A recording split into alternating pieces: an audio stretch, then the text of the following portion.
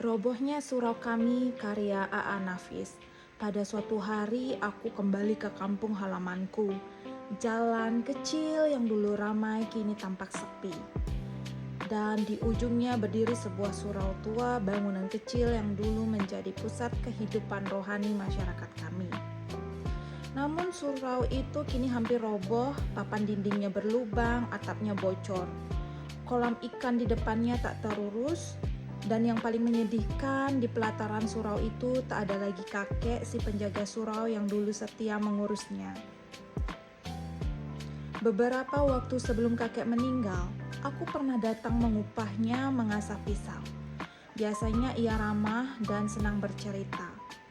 Tapi hari itu ia duduk diam dengan wajah muram, matanya kosong, seolah ada beban berat yang menghimpitnya. Aku bertanya, "Ada apa, Kek?" Kakek hanya menjawab lirih, "Ajo Sidi, kurang ajar dia." Aku terkejut, sebab Ajo Sidi terkenal sebagai pembual yang suka menyindir lewat kisah-kisahnya. Setelah aku mendesak, kakek akhirnya bercerita tentang apa yang dikatakan Ajo Sidi padanya. Dalam cerita itu, Ajo Sidi menggambarkan seorang laki-laki bernama Haji Saleh, seorang yang sepanjang hidupnya rajin beribadah, menjaga diri dari maksiat, dan selalu menyebut nama Tuhan.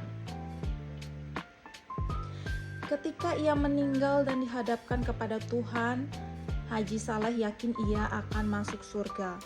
Ia tersenyum bangga, merasa sudah menjadi manusia paling saleh di dunia.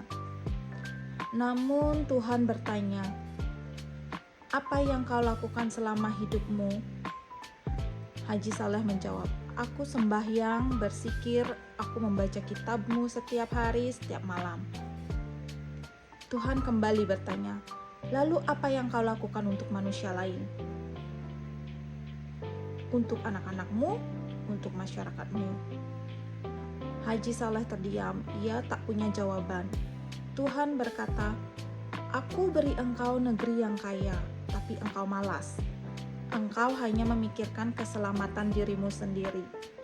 Engkau biarkan anak cucumu melarat. Engkau beribadah, tetapi tak pernah beramal." Dan akhirnya Tuhan berkata, "Karena engkau egois, masuklah ke neraka." Cerita ini membuat hati kakek luluh. Ia merasa dirinya seperti Haji Saleh, hidup bertahun-tahun menjaga surau, beribadah tanpa henti, tetapi tak pernah benar-benar mengubah hidup orang-orang di sekitarnya. Keesokan paginya sebelum matahari terbit, kakek ditemukan tewas di dalam surau. Ia menggorok lehernya dengan pisau cukur yang diasahnya sendiri. Masyarakat terkejut, tetapi hanya sebentar. Setelah itu mereka kembali sibuk dengan urusan masing-masing.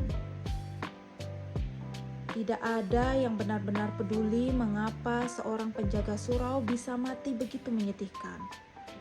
Dan surau itu akhirnya benar-benar roboh, dibiarkan kosong, dipenuhi debu, dan dilupakan. Inilah potongan dari cerpen Robohnya Surau Kami, sebuah karya yang mengingatkan bahwa ibadah tanpa kepedulian hanyalah ritual kosong, bahwa manusia tidak hidup sendirian, dan bahwa nilai sebuah surau atau sebuah masyarakat bisa runtuh tidak oleh angin atau usia, tetapi oleh sikap masa bodoh manusia itu sendiri.